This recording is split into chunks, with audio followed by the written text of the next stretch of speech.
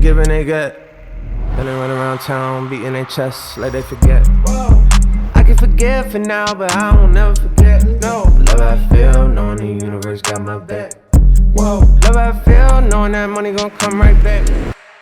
Which one of you got? Wait, are the cameras rolling? Yeah. Okay, good, perfect. Yeah, you're good. So, like, which one of y'all is Logan Paul and which one is George Janko? That's the first question. Oh, that's Logan Paul for sure. Right? Damn, he folded immediately, bro. Wow, you're such a nice guy. I mean, I know you love George. He's more like Mike Malak. Yeah, there you go. I'd say whatever. More like Malak, bro. I think actually, bro. I was watching the new episode they just did with Hormozy. Okay, so good, bro. Mike has great questions. I love Mike. Mike's a legend. Yeah, they're all. Mike has great questions, and actually George is crushing it with his show. I was about to say George left, right? Yeah, doing his own shit. George is crushing it with his show. He's killing it. Yeah, they're both legends. He's on tour right now. He's doing like comedy and podcast. I'm a fan. I'm a big fan of all three, bro. Yeah, all three of those guys. Mike, I'd say Mike is in my top 5 dream guests of like people I want to interview. You should get him on here, bro. I'm a fan of this podcast too. I watched a couple episodes before. Oh, thank you, bro. Thank you, bro. I appreciate that. Yeah, I hit up Mike all the time. I literally just hit him up because he's in New York City. We'll get him. And I was like, I'm not gonna stop hitting you up until you come on. Shout out to New York City, man. Best city in the world. Literally best city in the world. I see a bunch of people posting about all this stuff. I felt like I was early to this trend, bro. I've been saying New York City clears Miami in every single measurable aspect. You heard that? He hates Miami. Nah, Miami's cool, but it's hot, bro. Yeah, but bro, like it's just like I'm just not gonna go pay like 56% tax. You know what I mean? 100%. But other than if it weren't for that, I'd be out of here, bro. I'd be at I don't want to say the building. Sorry, we're on camera. I'd be at a spot in either Lower East Side or Soho. That's where it's at. But I'd be out of here, bro. You'd be $10K a month for a 1-bedroom. Yeah, but who cares? It's New York City. No, you're in New York City. Yeah, you're 100% right. It's the best place ever. Anyway, 100%. Sorry, it's your show. Yeah, let's jump into it. Yeah. Welcome back to the Journey Podcast. We're in Miami. Yes. First episode of the trip. Yes, sir. Joined by ChampTGram. Thank you, brother. Thanks, What's up, bro? Thanks for making the time, bro. Thank you, I man. appreciate it. You could just call me Champ. Everybody calls me the Instagram handle started a long time ago as ChampTGram because my handle was taken and it just like rhymed with Instagram, and then that ended up on every single platform. I love that. Fire. But sometimes people now think my like first name is Champ and my last name is Graham. My actual name is Thomas, by the way. Okay, because that's what I was going to ask you. My first question would be, is your name Champ? Because I love that name. The name is sick. But everyone in Miami calls me Champ. That was never even supposed to be a thing people in real life called me. But like I just moved to a city where people knew me online before they knew me in real life. And all of a sudden, all my best friends call me by a fake name I thought up in the shower when I was trying to be a traveling musician like 6 years ago. That's fire. Yeah, I've only known you as Champ. Yeah. Because like when you went on Antonio's pod, I was like posting those social media clips and editing some of them. And so you already seen me speak on a podcast before? Yeah, Zach done his research already. Yeah. This is awesome, man. Thank you for taking the time. Glad we got connected. I'm excited. Yeah, my first question. You are a proponent of saying that you can get rich off of YouTube and not have to be famous. You're right. How? Title and thumbnail your videos the right way and talk about the right things. Dude, I can launch into like an hour-long diatribe about this. I don't want to make the whole podcast about this. Well, let's like on a fifth grade level, kind of just like real basic information, like blueprint of like how to do it. Because like, I mean, we're still struggling on YouTube. I'm sure a lot of listeners. And I think a lot of people get intimidated too, especially by YouTube. I think if you're in the social media space, you pretty much know that YouTube is the most difficult to grow. Okay. Right. So I just think there will be people that maybe if they hear you speak about it a little bit, they'll be like, let me get on YouTube. Right. So exactly. So if you're in the social media space or just trying to grow a business online, everybody watching this already knows that YouTube is the hardest to grow. Mm-hmm. And on the flip side of that, it is far and away the most valuable platform. Yep. It's the NFL of content, right? Mm-hmm. But just like the NFL, you can't just show up. I could show up to the NFL Combine every single year. I'm not getting drafted, bro. Mm-hmm. Doesn't matter. I don't have the skills. I'm also like 6'1" and white and small, but you know what I'm saying, right? Yeah. So the biggest misconception that people have about success on YouTube is that you have to go super viral in order to actually make money on the platform. Now, when I say make money, I'm not referring to AdSense. I'm referring to using YouTube to monetize your channel with either some sort of business or an offer, okay? It's like a funnel. Like a funnel, right? Which, for what it's worth, is the only way to really make money on YouTube, right? Like I have friends that are getting ridiculous amounts of views on YouTube that are making like a few $100,000 a year off of AdSense, which like obviously that's a lot of money, but I mean, compared to, we have Iman's up $100 million. Hormozi just did $170 million in 72 hours. So like, and by the way, that's what having the biggest organic YouTube brand in the world in the business space does, right? So let me break this down for you. Like I said, the biggest misconception is that you have to go viral to make money on YouTube, okay? You don't have to take it from me that you don't have to do that anymore. You can take it from the head of algorithm at the platform of YouTube, who just went on a podcast about 6 months ago and explained that they've changed the YouTube algorithm to favor small channels. What that means is that the way that the YouTube algorithm used to work is there's one big master algo, okay? So you think to the Mr. Beast of the world, right? Or like way back in the day, I don't know if y'all remember like Smosh and these channels. Smosh is the biggest. Cool, right? Back then, you were competing to win effectively one big algorithm. And if you won by having, back then it was mostly just click-through rate, right? So what percentage of people who see my video click on it, you're getting blasted out to everybody. So you saw the PewDiePies, these massive channels grow in very small amounts of time. The way that the algo functions now is just like TikTok or Instagram. So if you pull up your TikTok feed, yours and me mine, we're all getting recommended different videos based on our phone listening to us when we're at dinner, right? And your text, everything. These algorithms, exactly, right? Yeah. And you guys also know that you're oftentimes probably getting served videos from like random 20 follower accounts, right? Because like, I don't know, you were talking to me about some spot in Brooklyn and then the next day it's a video of that restaurant on your phone, right? From some random creator. That shit happens. Cool. So understand YouTube now functions that same way, which we can then extrapolate to if I know exactly who I am selling to, right? If I own a business and I know my exact ICP, if I correctly understand how to title, thumbnail, and actually speak in my videos, I can get in front of people who are qualified to pay me, not a year from now after I've grinded for 100,000 subscribers, not 6 months from now, but literally today, if I know how to create videos. The problem is, most people don't understand that process because like I said, it's a very, very competitive platform. But if we talk about how to create those videos in the most simple manner possible, it boils down to optimizing for two things. I mentioned CTR just now. You guys know you're in the YouTube game, right? Click-through rate. What percentage of people who are recommended my video when they see it on their home feed click on it, right? And you will get recommended on some people's feeds, even if you have a brand new channel, right? If you understand how to choose the right title, right? Click-through rate comes down to picking titles and thumbnails. And they're A/B testing that too, right now. And using YouTube's native A/B test or third-party websites like thumbnailtest.com, which is what I use personally, in order to split test those, right? It just gives you better metrics. The second thing that we're optimizing for is AVD. How long do people watch my video once they've clicked on it, right? Now, understand, it's really easy to optimize for either of those things in a vacuum because I could post a video on YouTube today with a thumbnail of me and Elon on a rocket ship and title it like flying Elon to Mars, okay?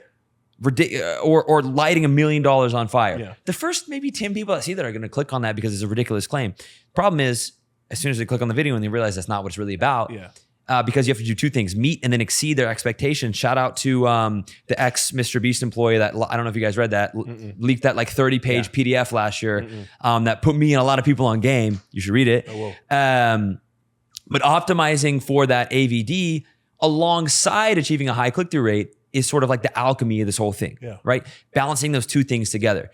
But what's really cool is that we can just use data and find videos that are outperforming and get a lot of views specifically on smaller channels with a large recency bias. So let's say in the past 2 weeks, and this is literally what me and my business partner are doing as part of our funnel creation process for our clients on YouTube, to literally compile lists of hundreds and hundreds of what we call outlier concepts, okay? So these are title and thumbnail combinations that have gotten a lot of views on a small channel, and then take those and repurpose them for a variety of niches. So Wade, who you're having on the podcast, this Sunday is a client of mine for YouTube. Oh, that's amazing. And whenever we think about the platform of YouTube, we're thinking about it as an entire sales funnel. You said the word funnel earlier, right?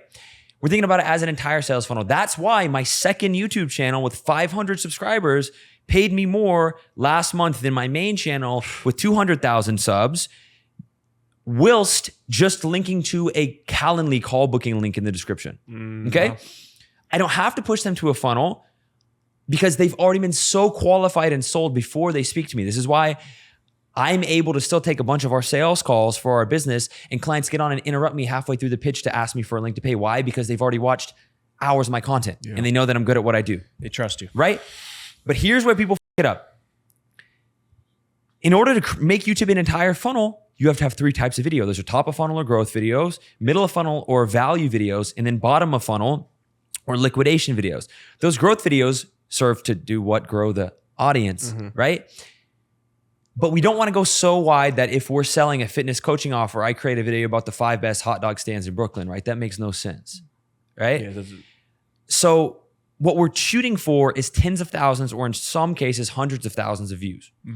Still from like relatively people who we think would buy our product. So to contextualize that, speaking about Wade, who you're about to have on the podcast, Wade sells a B2B coaching offer for people that are trying to scale their businesses. Okay. It's a pretty expensive offer. He's charging thousands of dollars, right? And he's great at what he does. But he can only speak to a certain subset of people. We still need top of funnel content for him that will grow his channel. I'm scrolling YouTube. I see a video that Dan Martell posted called, I believe, How to Become So Productive It Feels Illegal. But Dan Martell has a big channel, right? So, okay, he got a lot of views. But I noticed it was a big outperformer on his channel. So I go and I search for that title, and I noticed within the past like month or so, a bunch of videos have done well with really similar titles on small channels. How to Become So Productive It Feels Illegal. The format is ripping. So what do? We literally take, in this case, the word for word title, because it's so close to Wade's existing ICP, which is people that are trying to become more productive and optimize their business whilst still having viral capacity, and have them create a video with that same title, that same thumbnail. Wade gets an average of 1,000 to 3,000 views a video. He had about 5K subs whenever we started working together. I can check my YouTube studio right now, but that video is about to hit 100,000 views. Wow. It's the biggest video he's ever had, right? Yeah. Then what happens?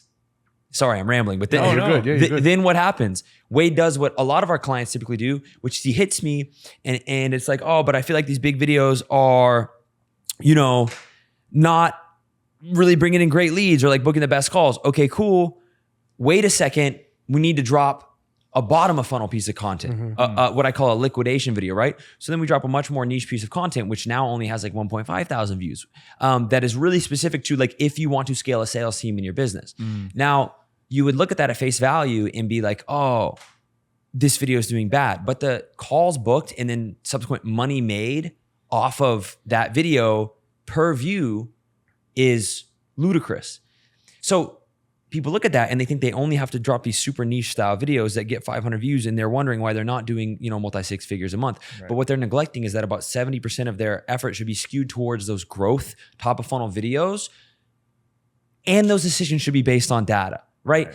And we're not just making top 5 best books for entrepreneur when we're trying to sell them a cooking class. It makes no sense. People put a little red and a blue light behind themselves and start copying Iman scripts about how the government is conspiring against them ever being able to make money again unless they buy their 997 growth operating. It makes no sense, right? And by the way, Iman is literally the GOAT of this shit, excluding like an Alex Hormozi. Yeah. So that is no shade at Iman. He can do what people can't because he has 5 million subs. Yeah. But that was a really long-winded way of saying that if you understand how to choose titles and thumbnails that appeal to some broad segments of your exact ICP and some narrower segments of your ICP, and you can get 1,000 to 5,000 views per video consistently from people who are actually the type of person that want to buy your stuff, you can make. And by the way, I literally just screen share and show my own payment processor numbers on my YouTube so that people can, he's like, you can make hundreds of thousands of dollars a month with a YouTube channel that is getting thousands of views a video. That's it.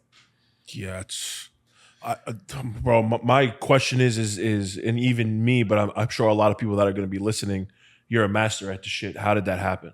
Master is exaggeration, right? Because I'm not the biggest in the world, right? Jimmy's better than me. Logan Paul, we talk about better than me. Iman's better than me. If they're A+, you're B-. Right, I got 200,000 subs on my main channel. Yeah. I'm getting there, but like, how did this happen? Because off camera, you said that you didn't go to school for this. Like, sure. You know what I mean? Like, how did this happen? Why did you want to do this, and how did it happen? The way that this happened is that YouTube changed my life forever in 2022. Okay. So I went to college, which almost nobody in the city did. By the way, nobody in Miami has a job or went to school, but somehow they've made making millions of y'all dollars. Know how it is. Making millions. You know how it is. Okay. I know. I went to school at University of Arkansas. Woo pig. Yeah. And I graduated and got a sales job making like $40,000 a year doing remote software sales in COVID. I was making like 200-300 cold calls a day to Comcast, JP Morgan Chase, and ADP, trying to sell them database solutions, a company called MongoDB. Okay. I was basically a setter. Like, I was trying to place calls on the account exec's calendar so he could sell them our software. And if I closed $1 million in qualified pipeline for the business per quarter, I got a $3,000 bonus. Okay. Wow. That's what I was doing in 2022. I think the most money I had in my bank account ever at that time was like $5,000. I mean, I was new, right? Whatever. But I was always like hustling on the side, right? So I alluded to this earlier.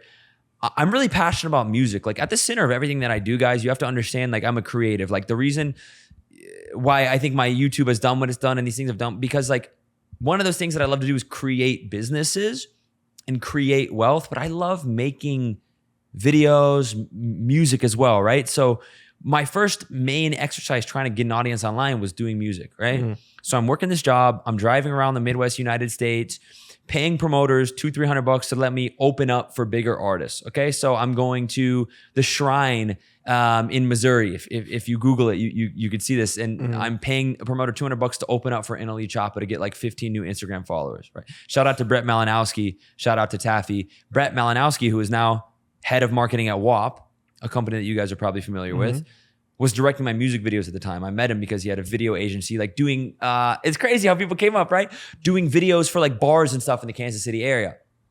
2022, I'm hustling, working that job, trying to make the music thing work. He comes out to Austin shooting a music video for me. Long story short, while he's there, he convinces me to go all in again on crypto, right? Understand, I bought my first Bitcoin in 2017. I have screenshots of this. I wrote it all back down to zero and sold it at the Pico bottom, and then got back into it later. But I'd been in crypto for a long time. He was like, dude, you need to go all in on this. This is the time, like DeFi, all this Web3 stuff. Logan Paul's launching NFTs, Bored Apes on Fallon, all this stuff, right? Right before then. So I'm like, okay, I go all in, right? And anyway, by January of 2022, I had about like $70,000 or $80,000 in a MetaMask wallet that I had run up in crypto, which, by the way, at the time I was like, dude, I'm rich forever. You made it. Right? Yeah. I don't know. He's a fellow New Yorker. I don't know if either of y'all know who John Bellion is. He's an artist. Of course. Cool. I just flew out to New York City to see his show that he did. His one big Island, show. Dude. Went to he's from like West Iceland. Exactly. He's wrote some crazy hits. Literally you said you'd love to, like, John Bellion is the one person on the face of the planet I'd like to meet and speak to for more than anyone else. I'd pay $1 million for that dinner. Yeah. Like that Jay-Z meet. Yeah. Bro, only reason I bring John up is because he talks about on Droshenko's show, whenever he made like his first $100,000, he was like, I'm rich forever. Right? Yeah. That's how I felt. Okay.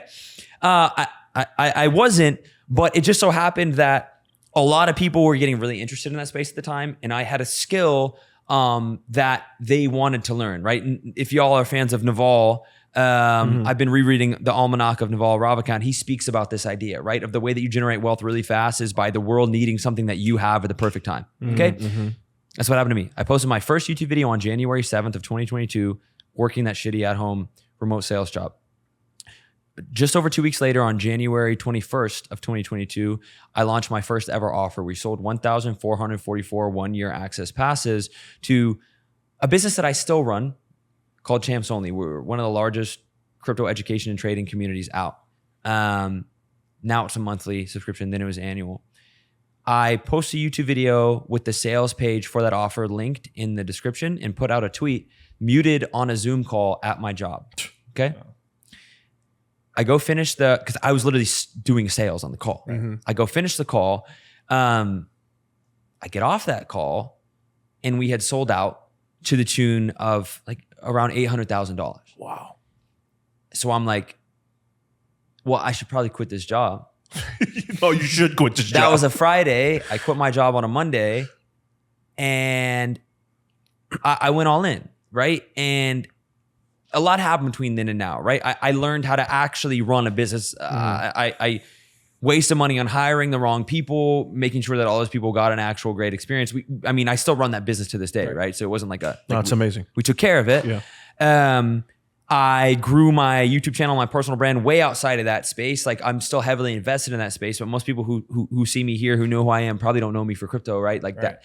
And that's because the skill that actually allowed me to get to where I am today is the YouTube the content at the center of it, right?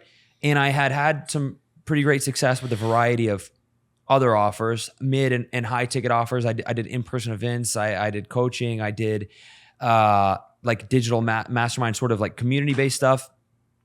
And I just saw this big gap in the market of a lot of people who were trying to grow their businesses and didn't really get this YouTube thing. You'd be shocked, dude, how many people are really capable business owners who are great at short form content, like all these things, but just this YouTube thing is like this. YouTube's a different beast. That nebulous, long form is just bastard of a game, right? You guys know this. It's unforgiving. It's ruthless. It's hard. It doesn't matter how many subscribers you have. You can still have a terrible performance. Like it's tough, right?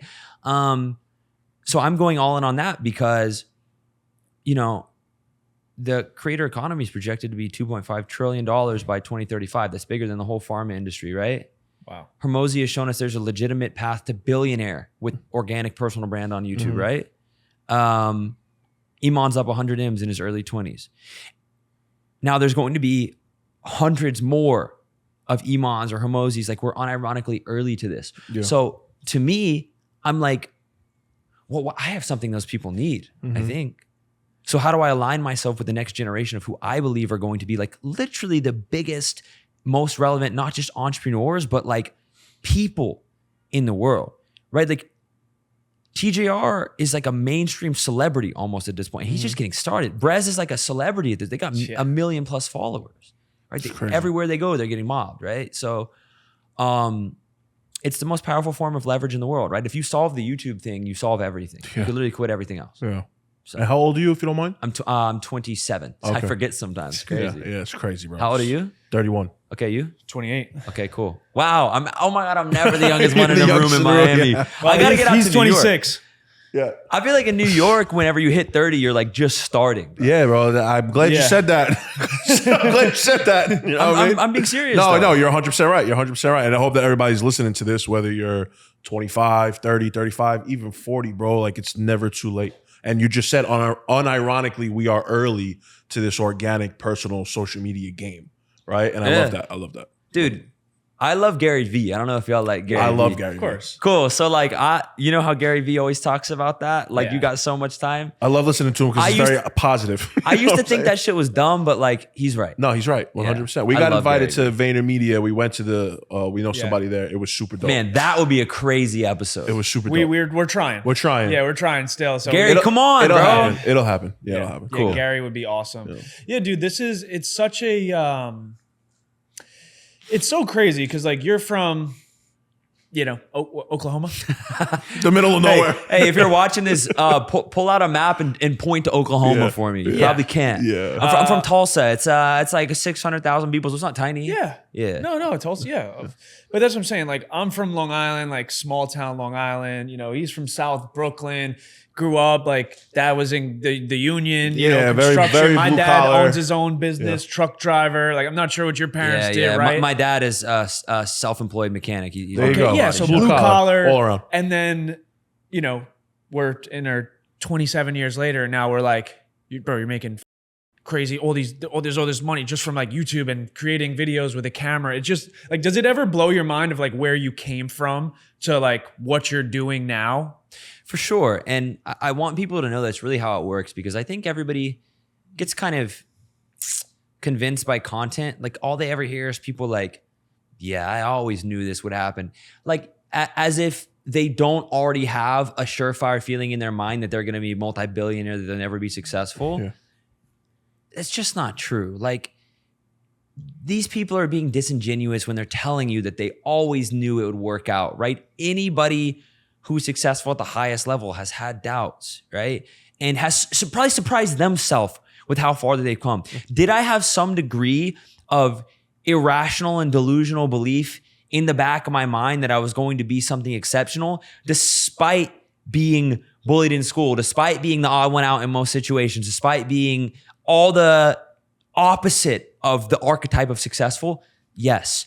Did I still go to school and go get a job that I didn't want to get and not have the money that I wanted to have and like really have to fight through a lot of self-doubt and wondering if I was literally even worth anything? Absolutely, bro. Yeah. So of course it blows my mind. And not only that, It should, because if it doesn't, you're not grateful, right? Like I was mind blown the first time that I woke up in my own apartment, bro, that I was paying like $2,000 a month for. But that was like, you know what I mean, bro? I'm mind blown when I look outside and I get to live in a place like this, dude, and there's an abundance of resources, and it's like it's so easy to be nihilistic, you know what I mean? Because we're around so much money, but like of course it blows my mind, bro. How could it not? And that's normal. That's normal.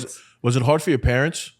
Like, did they understand what you were doing when you moved to Austin? Like, how was that? Yeah, I mean, they understood. I think they expected me to go get a regular job, right? It was maybe a little bit harder for them to understand whenever I went on this path, but the cool thing was like, I kind of kept it under wraps and I didn't really say anything until I could be like, we just did this. Yeah. You know what I mean? They're like, you're doing what? And I'm like, no. Like we're really. Yeah, I made $800,000 in a day. Yeah, Mom. like we're really like mom, this is gonna be $1 million business soon. She's like, oh, okay, cool. So they were definitely supportive of me. I don't think they fully, you guys know how it is. Like, I still don't think they fully understand what I do, but like, you know, the biggest video that I have on my channel right now was paying off my dad's house. So they understand via, you know, the impact that I at least try to have. Oh yeah, but once you do that, how could you not? Right. You know what I'm saying? But it's not like he was ever like hating him. Like he's no, cool. of course. Like, They just I don't know how y'all's dads are, bro. My dad is the type to be like, yo, like I don't think he even knows what I do. You know what I mean? Like he's like, things are good. Like great. You all right? You know, Bills paid. All right, we're good. You know what I'm saying? That's it. Yeah, because it's funny because I was an athlete, played college basketball. Basketball was my entire life. Where'd you play? I went to 5 colleges, dude. Wow. All over. JUCOs down south, University of the Virgin Islands. Cool. Texas, whatever. Bounce around. You look like an athlete. Thank you. That's still, hopefully. I'm not anymore. Former athlete. I'm still athletic. But so dude, that was my life. You know, I always liked content. I tried to do Vine when I was a kid. You know, we'd drive through Taco Bell and like cup the guy and record it. We do all that fun stuff, right? Yeah. And Jackass. I love that type of stuff. But I never like really gave it a chance because I was an athlete. Once basketball ended for me, I was like, you know what? Let me take the podcast kind of serious. Yep. And bro, but I've never like taken anything serious online where like I'm trying to get followers. So in my first year on TikTok, I grew 100,000 followers on TikTok.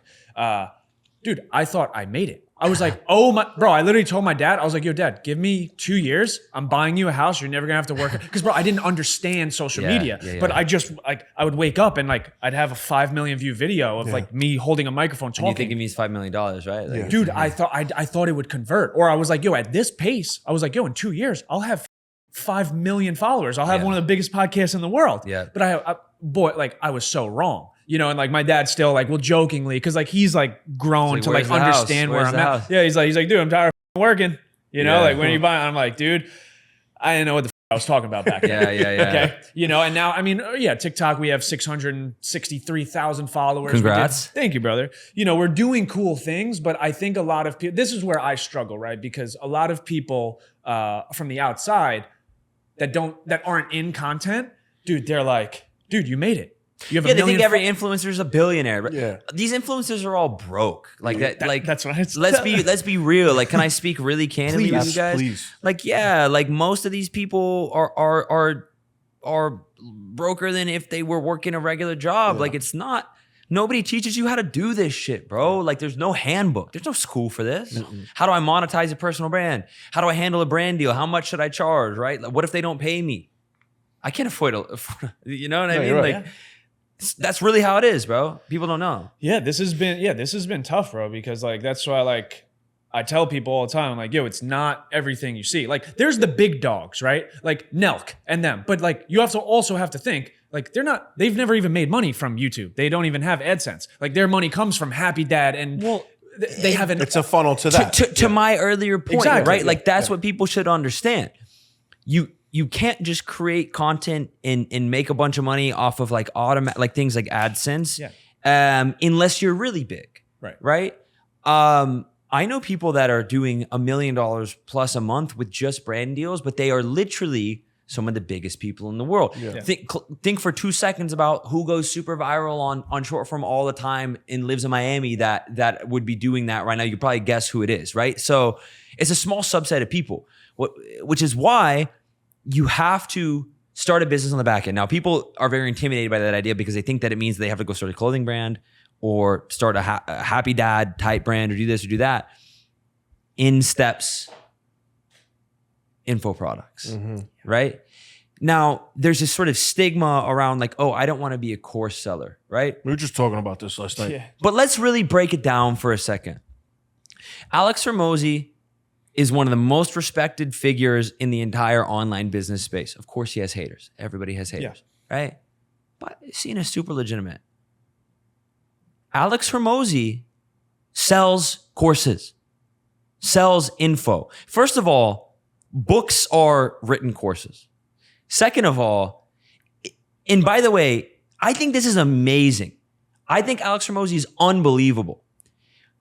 Whenever you do a live webinar consulted on and helped scripted by Jason Fladlin, the most prolific and profitable info product webinar scripter of all time, and you collect over $100 million selling $6,000 packages for 200 copies of your book, 199 of which are digitally claimable, and it just so happens to come with a bunch of other free digital products.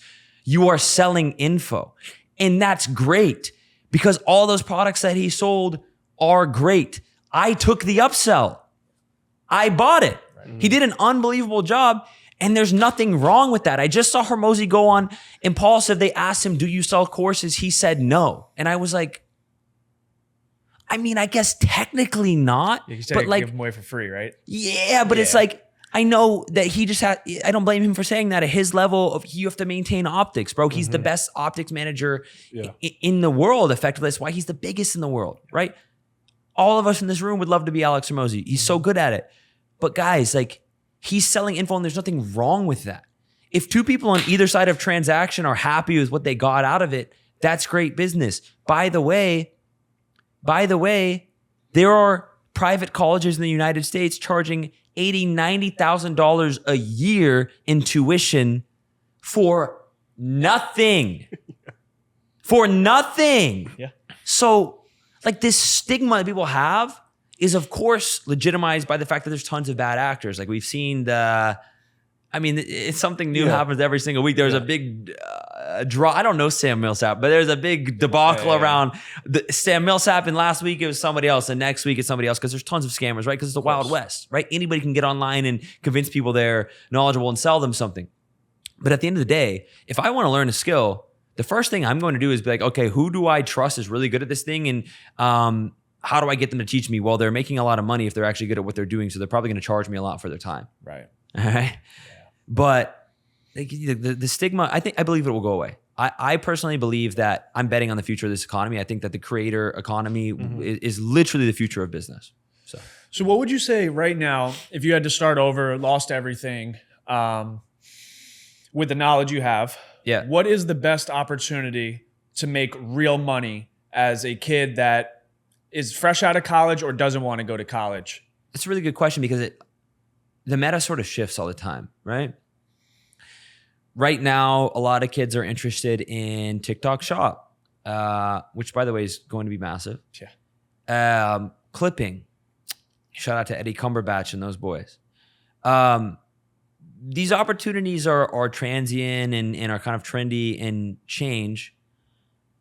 My recommendation would be to find out what you like, first of all. So I mentioned Naval earlier, and something that Naval speaks about is this idea of specific knowledge, okay? Or actually, let me just take one step further back, and I'm going to speak about the entire model of wealth generation that Naval describes, okay? Naval Ravikant describes wealth creation as taking specific knowledge and multiplying it by leverage. So if we are to define those two things, specific knowledge simply refers to a unique skill or set of knowledge that you have that ideally the world needs. And the easiest way to discover what that is going to be, as you talk about what should people pursue, is actually to reflect on things that you were interested in intrinsically as a child, Robert Greene speaks about this in his book, Mastery.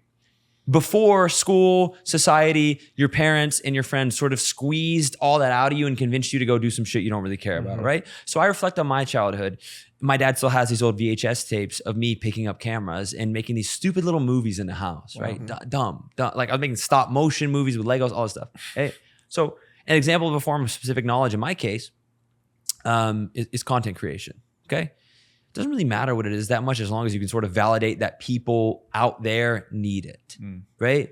So once you've sort of chosen what your specific knowledge is, you have to multiply it, and if you want to grow wealth, with leverage.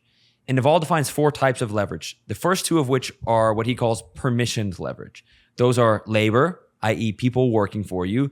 They have to be willing to work for you, that's permission, or capital. People have to be willing to invest in you and give you money. And then he defines 2 more types of leverage that he calls permissionless. Those are code, i.e. software, digital products, and media, right? YouTube, social media, television, all of these things. Those are permissionless leverage because I can go create a software app. I can go create a video, record it one time, like the one of me and my dad, and it can be seen by millions of people, or in some cases, hundreds of millions of people, okay? So now I have more leverage, and we can simply define leverage as like literally getting more output out of my input. So the way that I would model this for any kids out there that are trying to get started in real layman's terms is find one specific skill that you want to get good at that is at least loosely in demand, right? A very trendy thing to be good at is like growth operating right now in Miami. This idea of like, I'm going to come into somebody's offer and help them grow it, right? The closer you can tie that skill to helping people make money, the better. But some of these are very low barrier of entry. You could go become a clipper, right? Who takes a podcast like this and distributes it. You guys are probably paying people to do that if I had to guess. I do it all on myself. Okay, so sorry. People are paying you to do that because you're consulting Antonio on his podcast. Yes. And you can verify that probably anybody with an internet connection could learn a skill like that, right? As their basic skill, and they get hired by somebody else, right? Absolutely. But they're not going to get paid for that skill and get hired for that if they don't have leverage. The wrinkle that I would add is that the only real form of leverage you should pursue if you're new to this game is the 4th one, is media. Because if you do that, if you build a personal brand on social media, Gary V air quotes, it pays you forever. And when you learn a new form of specific knowledge that requires you to become more experienced and have more value to offer the marketplace, you can just use the media that you already built to sell that, right? I did that. I blew up on YouTube talking about something that has nothing to do with this, right? And then I took the skill that allowed me to do that and displayed that as my new form of specific knowledge. But now I have more leverage, right? I have a bigger following, and I have more capital, and I have more labor, right? So that's how I sort of conceptualize these things in my mind. It's really like, how much better can I make this specific knowledge and how much more leverage can I get? And everything I'm doing on a daily basis has to be dedicated to doing one of those 2 things, or I'm wasting my time. So hopefully that makes sense. Dude, yeah. I mean, bro, this is fun. This is why I love podcasting. Because like, sometimes, respectfully, we'll interview people because it'll, it helps the views, sure. Yeah. But I like interviewing people that I can like learn from. And like, this is awesome. Like just to like hear you speak about Thanks, it. bro. So yeah, it's fun. Like I like to learn. And I think that's the whole point of podcasting is like, that's why we watch podcasts and we watch guys like Naval and, and Hermosi and all these guys. Cause you learn from them, and I think this is awesome. And there's just so much value in this. I want to go a little personal with you and talk about that video. What was that like, paying off your dad's house and just, what was that moment for you? So it was one of those things that I had envisioned in great detail in my mind a lot of times. Most of the best performing content that I've ever had have been ideas that have really stuck out in my head that I've thought about in the shower many times and sort of conceptualized, and I've just like felt deeper in some capacity, not to sound all the... So that's what we do. Right. We get deep here. Yeah. Right. So... it was one of those things where like when it happened, I felt like I had already lived it because I had visualized that for such a long period of time. And funny enough, it wasn't until I watched it back that I was like, oh wow, like this really you know, like you guys are probably type A, you're high achievers. Like, you know how it is to just always be like, I'm going to do this and I'm going to do this and I'm going to do this. And then you, okay, the wire hits to pay off the house. It's like, well, how am I going to pay for this next thing? Yeah. You know what I mean? Like that's just how it is. Yeah. Especially whenever you're like a provider for sort of a larger ecosystem, which I think most entrepreneurs are, whether they speak about it in a public capacity or not. Yeah. So it was amazing. It meant a lot to me, but dude, honestly, my immediate thought was like, okay, what am I going to do next? Because the mission isn't over, right? Like I have a lot of other family members that I want to do a lot of other things for, but that's kind of how I milestone my achievements. Say, you think the mission is ever over? Like the mission is never over. Therein lies the problem, right, bro? Yeah. Like, is the mission ever over? No, because the people that we hit that certain pinnacle, and then you're like, all right, well, now what? This is not all I want to do in my life. This is a part of it. I don't want to do that times 10 for, let's just say in that instance, I want to pay off my aunt's house or my brother's house or whatever the case may be. Bro. It's never enough. And I think that's very bittersweet, but I think that we have to have that because you don't ever want to get too content and too comfortable. Yeah. It's good to be comfortable where you're at, but you should always want more, and it's a bittersweet thing, bro. It's very bittersweet. You know? Well, it's kind of like what Malak jokingly said to Hermosi on that episode, where because he was asking, he's like, "Do you have vices?" You know, he's like, "Do you ever like just get drunk or like whack off?" Like he's like, "Do you do any of that?" He's like, "Or is your vice work?" And Hermosi was like, "Yeah." Like he was like, "Sometimes I have to because I can't turn it off." And now, like, would you say are you able to ever turn it off, or do you think there will ever get to a point where you could be content and just like chill? Family's taken care of, right? Maybe you have kids, family. You're got the house, got the ranch. Are you ever going to be able to just turn it off? Because I feel like that work keeps us alive. You guys are entrepreneurs. You ever like take a few days off after you're like really burnt out and tired, and then you're like 2 days deep into taking 2 days off, and you're like, oh, this is worse. And you feel guilty about it. This is worse. Yeah, dude. Yeah. And I mean, what's the saying? An idle mind is the devil's playground. Yeah. Because, dude, when I'm like not working, I feel like I do stupid things. Yeah. Because like work is sometimes my dopamine. Like me clipping and getting those viral clips, and then like booking a guest and someone saying yes, and then reaching out for cold email for brands. Like, bro, that's like my dopamine. When I don't have anything to work towards, I go do stupid things. Yeah, well, they say you have to get rich and then learn how to get happy. But let me offer another perspective. That's great. Let me offer another perspective. Buddha was a prince. He was born into an exceptionally wealthy family. Mm-hmm. He had the money problem solved. Yeah. That's another Navalism. He had the money problem solved. And then he wandered off into the forest and found himself. Yeah. Right. And I think our path looks like that. The impossible question is when. Or how much is enough? Because you have already on multiple occasions achieved goals that you said would make you happy. Yeah. Yeah. And now you have new ones. And you will, God willing, hit those as well. And then you'll have new ones. Just like there's a hedonic treadmill for you get the car, and then you get the house, and then you get the and none of it matters. The same is true for every form of achievement. So we literally have to learn how to get rich, then learn how to get healthy, then learn how to get happy. The problem is that definition for rich, that goalpost moves forever. Yeah. So then you ask yourself, what am I optimizing for? And for me, it's just freedom. Problem is not freedom just for me. It's for my family and everybody that I care about. Yeah. If it was just for me, I would be done. Yeah. I'm not that complicated, bro. Even to have the supercar and this and that, just for me, bro, that's not that expensive. You could do that in a couple years. But securing the future of your parents, your children, your wife's larger ecosystem, all these things. And then, of course, like I can already hear it in the comments, like, oh, bro, like that's so toxic. That's not your problem. Okay, so whose is it? Yeah, right. Oh no, go figure it out. Oh yeah, here's my business. Here's my lifestyle. Oh yeah, baby, your mom is $10,000 in debt. I can't help.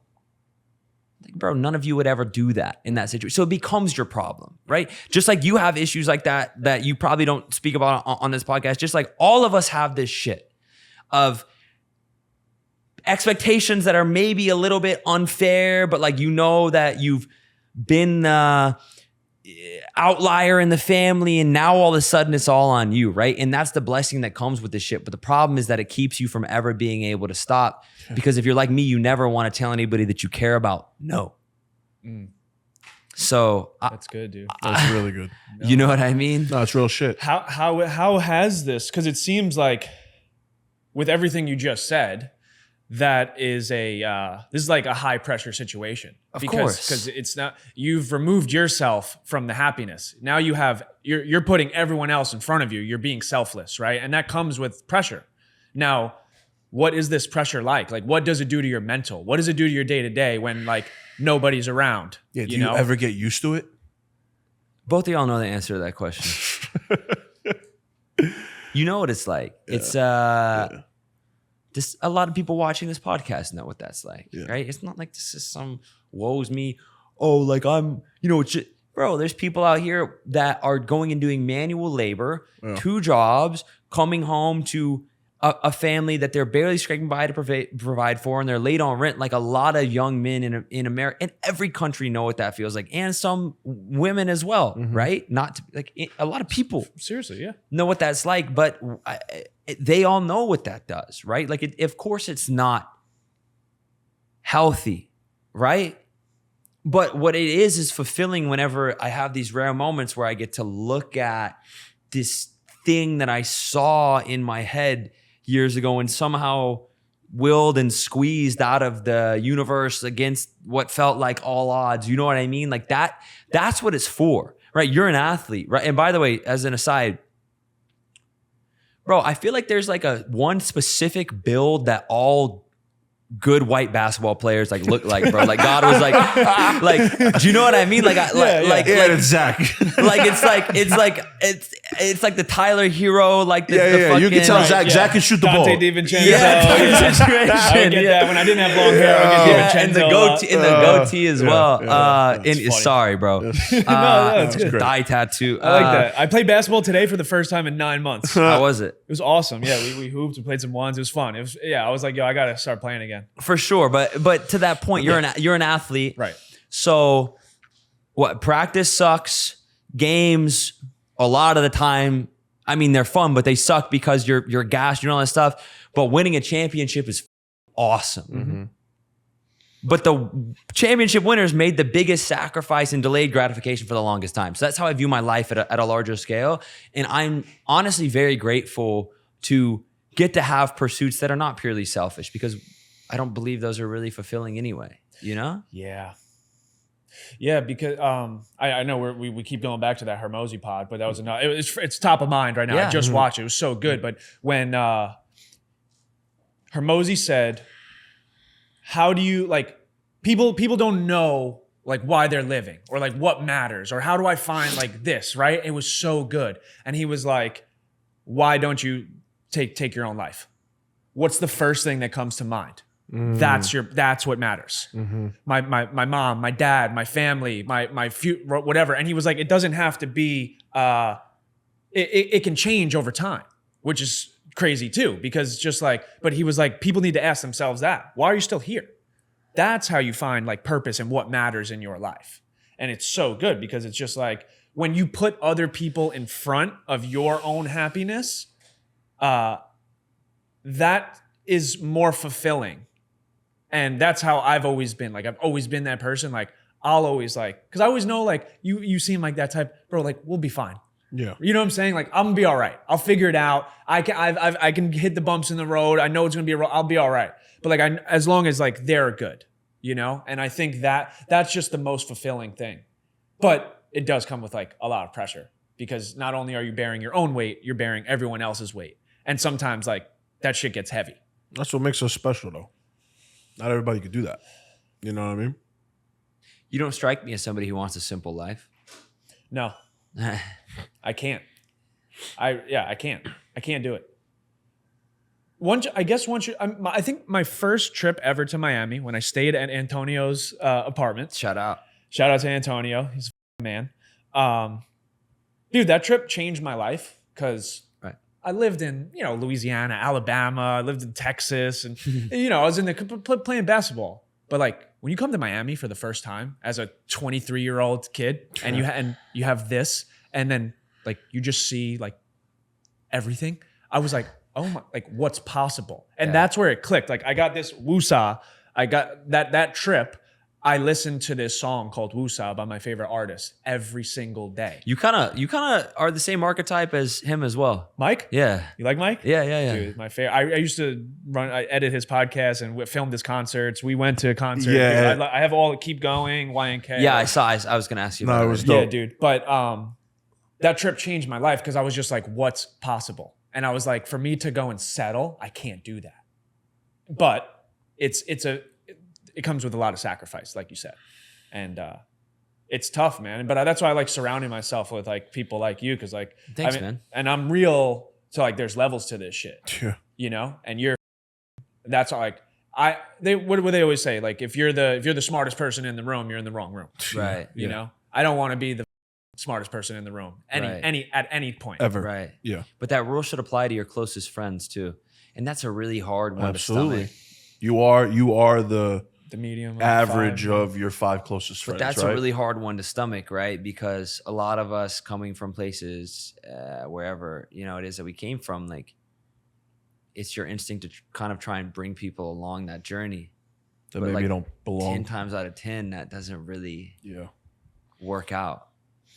And man, I heard a great quote the other day. It was like, gosh, what was it? It was like, I think it was like,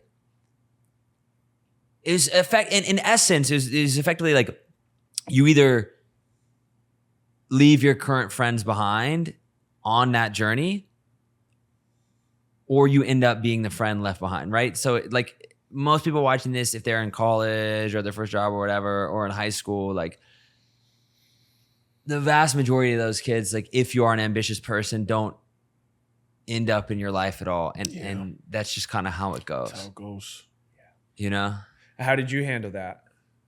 How was it for you to like let go of some people maybe you loved because you knew that they couldn't come with you to where you were going? Man, I kind of jumped off the cliff. Like I have this really vivid memory in this townhome I lived in college. It was me and 3 roommates that were my like quote unquote best friends at the time, right?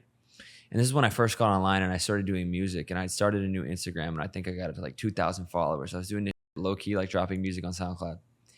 And I remember being upstairs in my bedroom at this apartment where we all lived, and they didn't know that I was home. So my door was open, and hearing them in real time find that Instagram, right? And start clowning me crazy. I'm talking about like saying the craziest things, right? That you could imagine, like the worst things you could imagine, right? From the people who in my life at that time were like, oh, these are my 3 best friends. Yeah. And I'm like, oh, it's on. Like I jumped off the proverbial cliff, right? These people don't like me anyway, right? Why the would I not pursue what I want to pursue? Because people who don't like me anyway don't want me to do it. Who gives a And what you need to understand, if you're ambitious watching this, but you're afraid to pursue your goals, is the reason why you're afraid to pursue your goals, I know because I lived it, is because you're afraid of judgment from the people closest to you. Mm-hmm. David Goggins says something that I really like, which is that as you begin to shine, it obsesses people around you because that light exposes to them the cage that they've trapped themselves in, right? Or put more simply, it frustrates them to see you succeed because it slowly exposes to them the fact that they could have tried and they could have pursued those little dreams that they have in the back of their head, but they were too scared, right? So on the furthest into that is once you really make it, everybody who was hating on you, I could show you, will call you and text you and lie to you and tell you they always knew you'd make it anyway. So like, what are we doing? Yeah. So the only regret that I have in my life is not trying sooner, bro. Mm-hmm. And the reason why I didn't is because I was afraid of not fitting in with a bunch of people who never gave a fuck about me and who you couldn't pay me $1 billion to trade lives with. I'd rather die at age 27. Wow. So now, has there ever been someone in your life, maybe even a girl or a friend that did like you and they didn't do anything to you and you had to let them go because there wasn't, oh yeah, there wasn't enough there room wasn't in the room. car. And I was also like, dude, in my early 20s, I was selfish. I made poor judgments. I hurt people in relationships. There were probably people that actually believed in me a lot.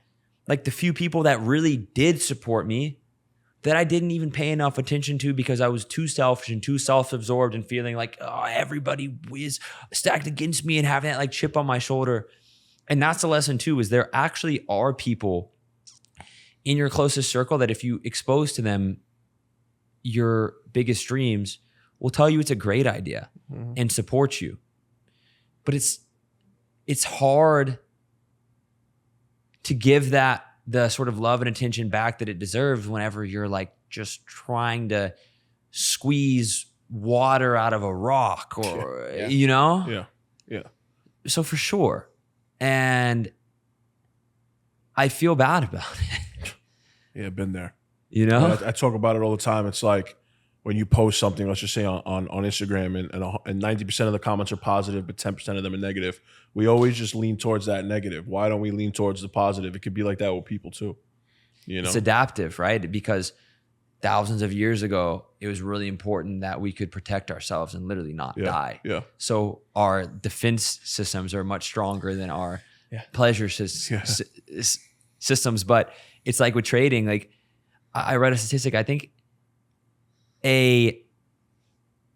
to experience like the equivalent of a 50% loss or something, like the equivalent positive emotional perspective is like a 3 or 4x trade. Yeah. Right? So humans are just much more susceptible to negative emotions. It's in just a general. human nature thing. Yeah. Yeah. It's instinctual. Yeah. Like you said, it was built into us. Our subconscious always wants to protect. And I think it's hard because I think we push away good people on accident, trying to protect ourselves from someone that would have never hurt us. And then we lose people in that process that wanted to see us win more than they even want themselves to win. But we can't like see that sometimes because like the people that we're talking about you and the people that we've had in our lives or the girls that have done us wrong, we just think everyone, we place everyone in that bubble. Yeah. And I mean, dude, there's so many regrets. I mean, we're all 31, 27, 28. I mean, there's so many people like I wish I could go back and maybe do things a little differently with, Yeah, but you know what? Like everybody that ever did me wrong or said something horrible about me, I love those people. And I earnestly mean that. You guys maybe have read a book called The Four Agreements, but one of the sort of core tenets of that book is take nothing personally. Yeah. And you have to truthfully understand that nothing that anybody says or does to you is because of you. Mm-hmm. Like really. No angry comment, no bad breakup. Those are all reflections of their own personal life, and that's unfortunate. But I love those people because I've also acted selfishly or in a rash manner or said things that I don't mean or hurt people. And I think had I had somebody sit me down and be like, hey man, I understand, it would have taken me so off guard that I would have been like, me? Yeah. Do you know what I mean? Yeah. So it's not their fault even. How much has because I've never had a taste of this yet. Yep. How much has life changed with the I'm assuming that's a close 6-figure watch. Oh my God. No, let's be honest. This is a 39 millimeter rose gold, double balance skeleton, Audemars, Piguet. 6 figures. 6 figures. Yeah. Supercars. You're traveling the world. You have, a lot of your friends are balling as well, right? Yeah. What does that feel like? Nothing. Like nothing. Do you see how that can be scary for someone like that? Not that I'm chasing that life, but like that I just want to taste it. I just want to see. But like now you're telling me nothing. But is that because you're a visual guy? Like we were just talking about before, you've seen this before. So now when you got it, you're like, all right, whatever, what's next? Look. Okay. How does it feel? Good. Money is useful to the extent that it allows you to not have money problems. Past that, the number one and only real utility of money in my life is like, can I go to restaurants or go to stores and buy things and not have to worry about how much it costs? For me, it's like 99% food. That's really like my biggest luxury. It's a little bit egregious. Like if you saw my monthly Amex statement, the food card is the biggest one. Shout out to Amex Gold for those 4X points, baby. I got dinner at Cote tonight, baby. That's funny. Outside of that, like you have to understand, man, it's a bottomless pit. Right, I mentioned the hedonic treadmill earlier. Like it's, I hate even talking about this because people think that it's this like woo-woo thing, but like it really is that way. Some of these sort of universal stereotypical truths are exceptionally true. Here's the caveat. You can't say that until you've done it, right? It's more annoying whenever I get on Instagram and I see somebody who has never touched 5 digits in their bank account at once say that money doesn't matter, whilst I know they're dealing with serious money problems. Like that's disingenuous, bro. That's disingenuous. I know you need money, right? We all need money. To accomplish what I want to accomplish, I still feel a massive need for money desperately. But that's at the center of what I'm trying to tell you, is that you never... Here's the best way I can answer that question. You ask that question with the assumption that I feel like I'm on the other side or that I have made it. I feel just like you. And you feel just like the kid that watches your podcast with $2,000 in a bank account and thinks you've made it. Right. And then I look at my friends who are doing $2-3 million a month with their respective businesses, and they're looking at somebody else. Right? And at the very top of that food chain is a billionaire who just wishes he had spent more time with his kids and wife who divorced him. Yeah. So it's all about perspective. So it's all about perspective. And I can't even with a straight face answer that question because I don't feel earnestly inside of me like I am a guy who is even qualified to tell you what it's like to have quote unquote made it. Like this doesn't fucking matter. None of this shit matters, bro. It never makes you feel like you've made it. And everybody that you see online that you think has made it is posting that shit because they still don't feel inside as though they've made it. So they think that if they get enough validation and enough comments and enough podcast questions like this, that they'll finally feel it, but they never feel it ever. It's not real. Well, it's like the Forrest Gump thing, bro. It's like when Forrest Gump wins the lottery and he's just like, all right, well, at least that's one thing I don't have to worry about. Yeah, you know what I mean? What I'm saying? Like there's so many other things. Now, one of the questions I want to ask you is where you're at in your life, right? However much money you make monthly or annually, you have friends that make more. What have you learned from them? Awesome question. That I can't brute force my way to $1 billion. I work a lot. Most of my friends who make more than me work less. Which is why that concept of leverage that I was speaking about is so important. They've spent more time developing leverage than I have, right? They have better teams. They have more talented sales orgs. They have smarter people around them scripting ads for them. They have systems wherein their hour of work versus my hour of work outputs them a lot more, right? If Elon gets on an all hands call with the entire company of Tesla in 1 hour of speaking, what's his output? Why? Because one, because he's one of the greatest entrepreneurs to ever walk the face of this earth. Two, because he has more leverage, right? So what I've learned is that the better entrepreneur that I am, the less busy I should be. Now, I'll still work a lot because I'll be filling that free time with trying to create more leverage. But the biggest lesson that I've gotten from them is like, dude, like adding an extra 2 hours on my computer at the end of the day isn't going to do it. It's like, what do I do with the 5? Right.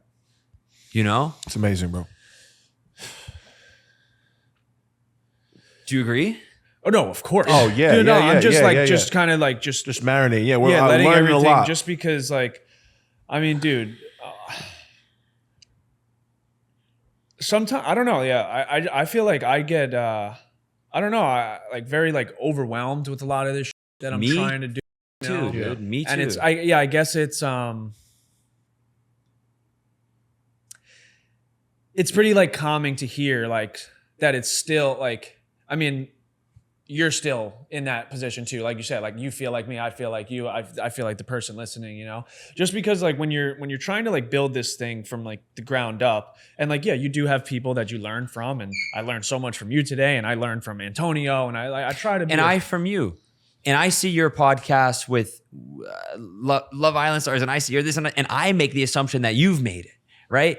So it's like, yeah, dude, it's just this. I'm just scared I'll never be content. you won't. Yeah, we won't, bro. Unless you learn how to be, and you dedicate the same amount of effort to learning that skill as you have the skills that you use to make money. But are you willing to do that? No, not now. Right. No, you got to allot that energy and time to making money. Yeah. And some things force you to do that. Children, Me? marriage. No, I'm saying Oh, things in that general. force you to do that. Someone, there's a. Well, do you feel, I just saw that you got engaged, right? Do you feel more of a spark now that you're like, oh, wow, I'm building my own family. It's time for me to really go on go, even though you were always on go, but like, it's just like you said, another throwing more gas onto the fire that already exists. Absolutely, bro. 100%. Because it's like another countdown. You know what I mean?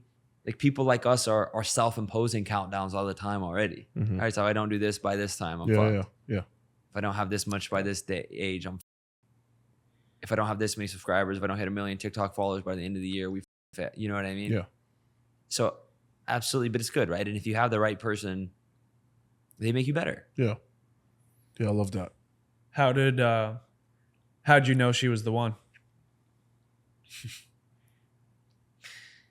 I had, dated / been around and with a lot of different girls. By the time I was 20, I was. Went out a lot. And I was in a tough spot when I met her because I was so frustrated and sort of fed up with the way that a lot of these relationships had gone. I think because I was so ambitious, my patience was lower than it should have been. And I found a lot of things about relationships that I would be in very frustrating. And then I met my current fiance, and I could just do the things that I wanted and needed to do, and there were no problems. Like, to put it very simply, like I wasn't getting a text every 30 minutes if I didn't reply. And I felt like she understood that I had goals that I was working towards, and even just like respected that, right? So there's a level of maturity that I hadn't encountered before, because every girl that I had been with before, it was literally like, pay attention, me. And that frustrated me because I was like, well, the best way that I can serve you is by becoming this so that we can have that together. But it was always so short-sighted. I felt like it was always like, no, I need it now. Call me now. Spend 6 hours watching Netflix with me now. Right? Oh, why aren't you paying attention to me now? And that's going to be a dynamic of every relationship ever, right? Like that's tough unless you literally work together like Layla and Alex. Right. And of course, like it's not like I spend time with my fiance every day. Mm-hmm. But bro, I wake up every morning. I get out of my bed at 6:30. I go train. I come home. I'm at my desk, and I'm working. One room away, so she could come in and be like, da da da. I'm working, dude, for 6, 8, 10, sometimes 12 hours, and it's like the respect is there. And then I come out, and it's like, we debrief almost, you know what I mean? And that to me is so valuable, right? Like more than any lust or crazy reality TV show, relationship shit you could have, right? Like that to me is everything. Otherwise, it's just never gonna work. Yeah. You know? Yeah. Yeah, I think it's very, I think it's so important to have that dynamic, and I think that's the only way it will work, especially when you are this like driven entrepreneur. Do you have a girl? No. Tough, right? Yeah, I've had a rocky road with the relationships, but Same. He starts laughing, bro. Had a rocky road. We all have until you find the one, bro. Yeah. She's got to add to you and not take away from you. Not that my ex took away from me; it was the opposite. But I just wasn't in the right place, you know. Yeah, and I think a key indicator of the one, right, or maybe, you know, the girl that you want to spend the rest of your life with is like when she can teach you something about yourself that like you didn't even know. Mm-hmm. And I think some of the best times I've ever felt with a girl in a relationship was when like she told me something, or maybe I even responded in a way that I never, like she pulls a side out of you that you haven't seen before, but it's beautifully said. But it's a good side. Beautifully said. She'll do that to me. She'll be like, and I'll push back too. She'll be like, well, you know, I think actually you think that this is a problem, but the way that I look at it, maybe you're actually just kind of being stubborn about this. And I'll be like, no. She'd be like, and then it'll be a couple minutes later and I'll be like, you know, I'm like, baby, come back in here. Yeah, well, sometimes because we're too close to it, sometimes you need somebody else to have that other perspective to give it to you that you trust. You know what I'm saying? 100%. We're also logical thinkers as men. Women are emotional thinkers. Yeah. And sometimes we shove the emotions too far down and suppress them, where sometimes all you have to do is just feel and not think. Women are also so intuitive. Yes. Yeah. Way Best better than judges us. of character ever. Can't tell you how many times I've brought her to an event or around people that I liked, and we'd leave and she'd be like, baby, that, like, are you and then like 6 months later, that person would snake me. Mm-hmm. It's like, they could just see it. Yeah. It's that motherly instinct. Yeah. They just know, dude. They just know. And it's so important. So important to have somebody like that. Because we get blinded by Yeah. It's like, oh, no, he's legit. He did this or he did that. And they're like, no, but I didn't really like the way that he spoke to you. You didn't notice that, baby? I'm like, no, I didn't notice that. 6 months later, I'm like, oh my God. Yeah. You were right the whole time. Yeah. You know? Yeah, it happens so much. We can make excuses and justify for people as much as we want to believe it in our own head. Yeah.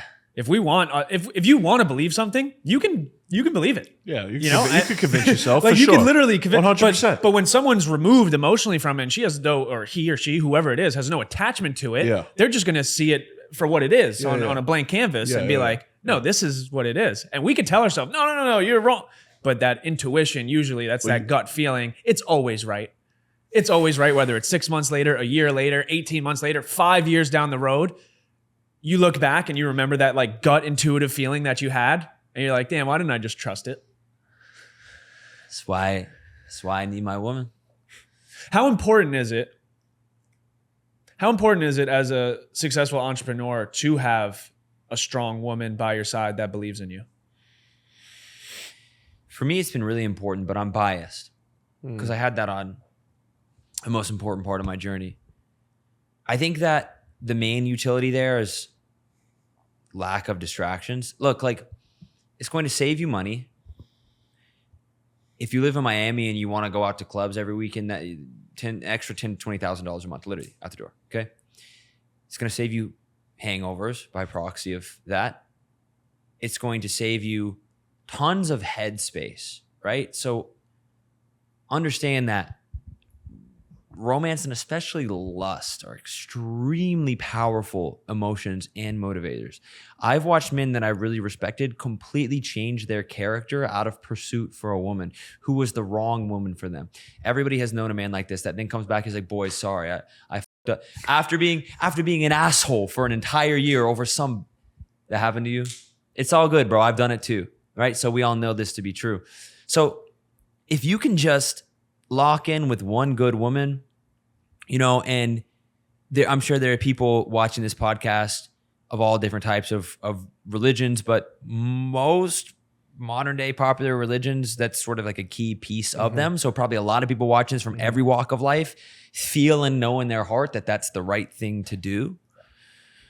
But it's like, there's the right thing to do, and then there's the fun thing to do. And then whenever you meet the right girl, you can turn the right thing to do into the fun thing to do, but it takes work.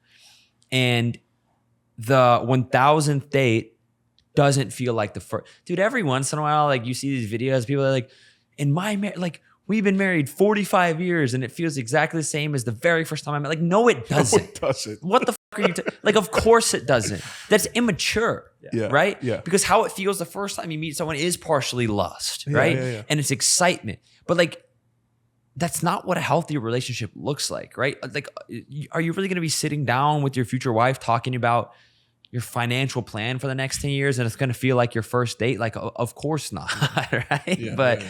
But you have to approach it from a different perspective, right? And you have to literally be people shit on Hormozy all the time. Why? Because his relationship does not adhere to any of the traditional exciting sort of lustful Hollywood movie models of romance, right?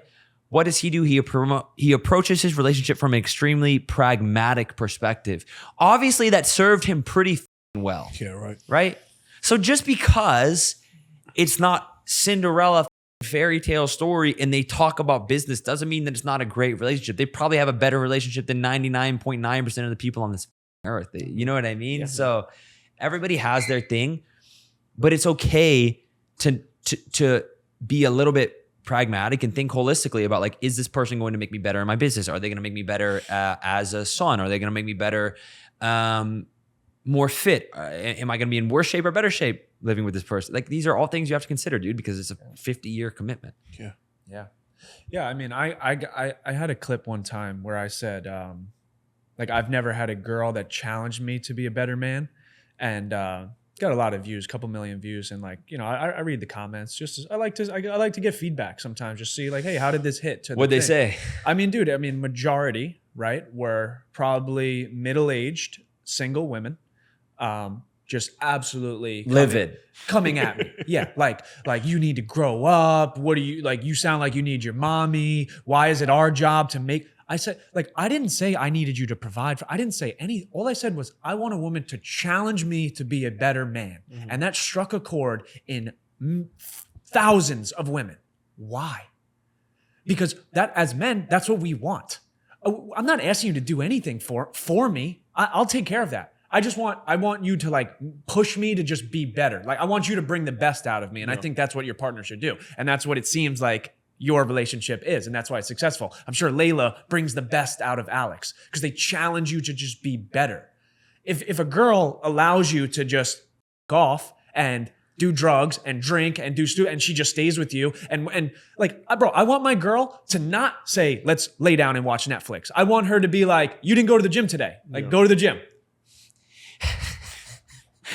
Oh, modern women want everything out of their man, but to understand his pursuits and support him to be better in them. Tell me how this makes sense. I want all the fruits of your labor, but I don't care enough about you to hold you accountable to do those things, right? I want the car, I want the house, I want a $50,000 real diamond ring. I want all this shit, but I don't care enough about you to hold you accountable to your goals. Oh, I'm not your mommy. Okay, you're not going to be my wife either, respectfully, right? Like, and that goes on both sides of the relationship. If my fiance Kendall was here right now, she would tell you, bro, like, there have been times whenever we've had really hard conversations, whenever I think she's being neglectful of some things that are really hard to talk to women about, like health and fitness and like all of these things that are sort of taboo subjects. But I love her, so I tell her those things, right? And if a woman loves you, she'll tell you those things. Yep. But it's way easier to sort of hold status quo. Oh, he's successful. Oh, he'll keep providing for me. Oh, I don't want to make him mad. Wherein, in reality, if she would challenge you and be like, hey, you've been doom scrolling for 6 hours today, right? Maybe you should, like, you'd probably love that, right? Most men would probably love that, but like, they're too timid to do it. That's fine. That's not what I want out of a relationship. Yeah. No, it's so good. Yeah. Yeah, dude. And that goes for anything. Like, bro, we don't want yes men. No. Or yes women around us. That cripples you. That will ruin you. And then we see it all the time. Yeah, and 20 years later, you're Kanye West, you built Yeezy Enterprises. People are siphoning hundreds of millions of dollars off of you a year and telling you you're a genius while you're crashing out on Twitter, and like, it builds a monster. It's crazy. I mean, dude, we've all had it. I mean, how many kids were the man in school? All the teachers loved them. All the coaches played them and everything. They got all the girls. How many people do you know that were the man in middle school or high school that you would trade lives with right now? None. Zero. How many of them would you even consider remotely successful? Like, yeah, not many. Very It's funny minuscule. how that works. It is. Now, how many kids did you know that were sort of the odd one out or the weird kid growing up that had a real chip on their shoulder that went on to become something incredible? A lot more than the Almost other ones. every single successful person you know, right? Yeah. Probably you. Yeah. Lesson in that, That huh? says it all. Yeah. That's important, dude. Yep, that says it all right there. Yeah, your friends, like, I mean, him right here, like, he's like a little brother, you know, and like, dude, I'm hard on him. He'll tell you.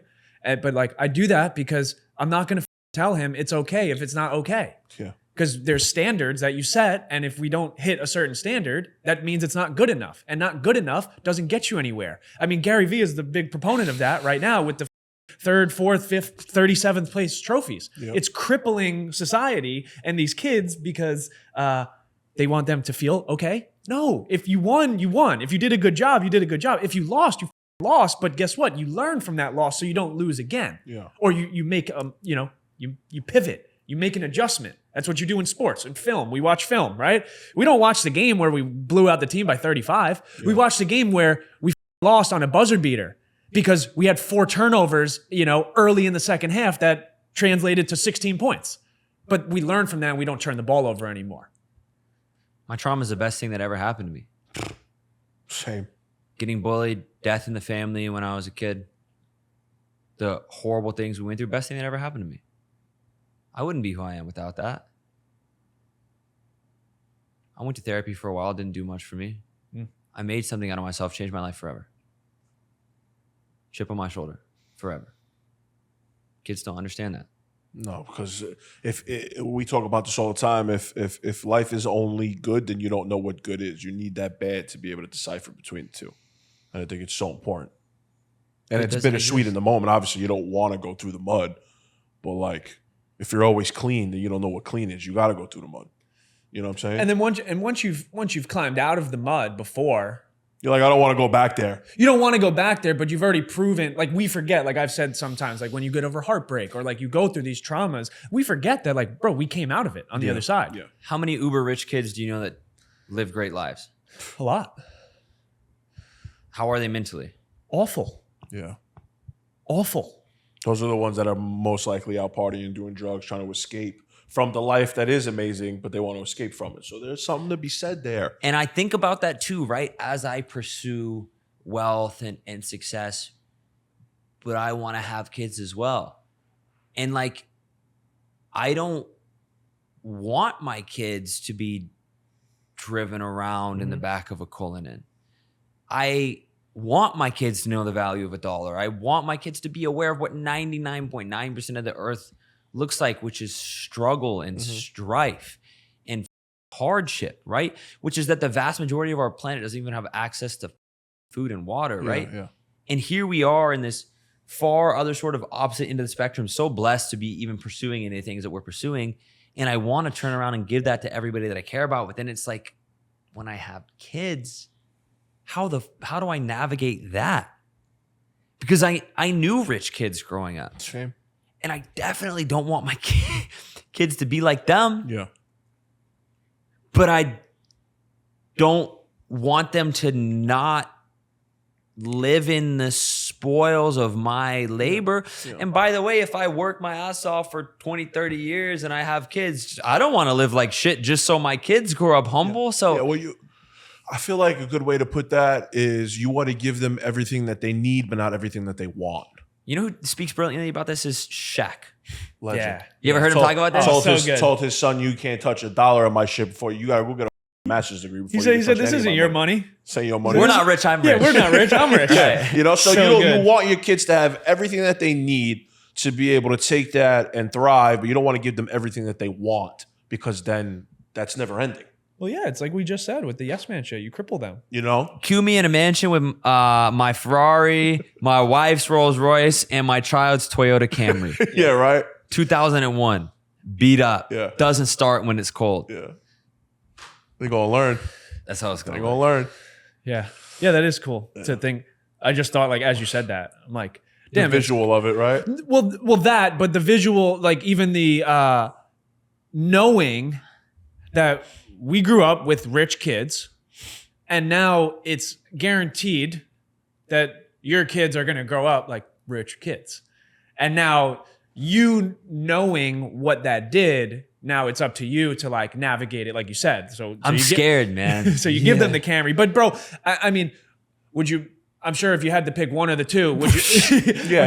You know? Come on. I think those are good. Those are good problems. It's a great problem to have. Those are good problems to have. Yeah, you're doing something right. Yeah. If you're worried about if those are the my questions, kids growing up rich. Yeah, if those are the questions you have with your fiance or your wife, we're all right. We're all right. We'll figure it out together. Yeah. I got a ways to go, man. I gotta take care of me first, but I'm looking for. Got to pour into your cup before it could overflow into others, for sure. For sure. Yo, this was awesome, bro. Thank you so much. Thanks for having me, bro. I learned a lot. You guys ask amazing questions, bro. What a great podcast. Thank you, bro. Thank you, man. Dude, we're trying with this, you know? Well, we're doing. I got to stop saying trying. Yeah, we're doing. Subscribe to my boys. Join the journey. Road to, how many subs do you have right now? 65. Great. Road to 100,000 subs. I want to see that by December 31st, 2025. It's written. We're going there. This podcast, 100 million views. Okay, actually, maybe I'm not that interesting. But 100 million views on the channel. Yes, sir. Let's go, baby. Thanks for having me. Thank you, brother. Appreciate it, bro. Thank you.